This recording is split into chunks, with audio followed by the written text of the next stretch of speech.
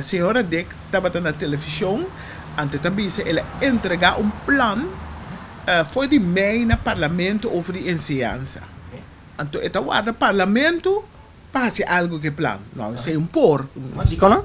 Passou o ministro Dick, tinha hasi trabalho, então o parlamento está controlar o ministro Dick.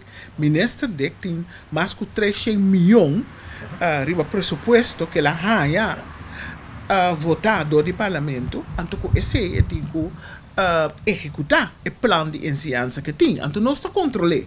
Pero o ministro Dick que toma 300 milhões, então agora o parlamento executar o plano. O parlamento não pode executar um plano. Okay. Envolvimento do parlamento, se está possível?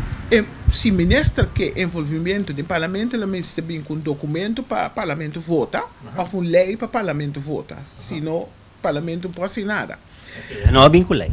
Não é vinculei nada. Mas para colmo de los colmos, mientras tanto o ministro Dick está papia na televisão que o parlamento mester hace algo com seu plano for de mei, seu diretor de departamento está bisa mesmo dia que está trabalhando plano para enseñanza. Que o ministro Dick tem plano para enseñanza, que ele entregar foi mei, então seu diretor está trabalhando plano novo, que está bisa que está claro outro aí. Okay. Orei mestra, se pergunta, senhora, ou não? Pois qual plano orei vai vir a lei?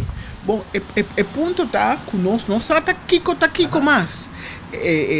Claro está que o ministro não está Kiko enseñanza está como bebê, o ministro não está tampouco com governação de trás, mas é mais, seu diretor não está respeitando, seu diretor está assim como custo para o mês. O ministro está assim custo para o mês, o diretor está assim custo para o mês. O problema de mais grande está nos enseñanza den man de ministro do pueblo soberano tem há 5 anos de aprovação aí. Nós muchanan, nós roubam seu futuro, tem 5 anos de decadência. Passou a aprovação só tem. Ministro está subi, ministro está vai.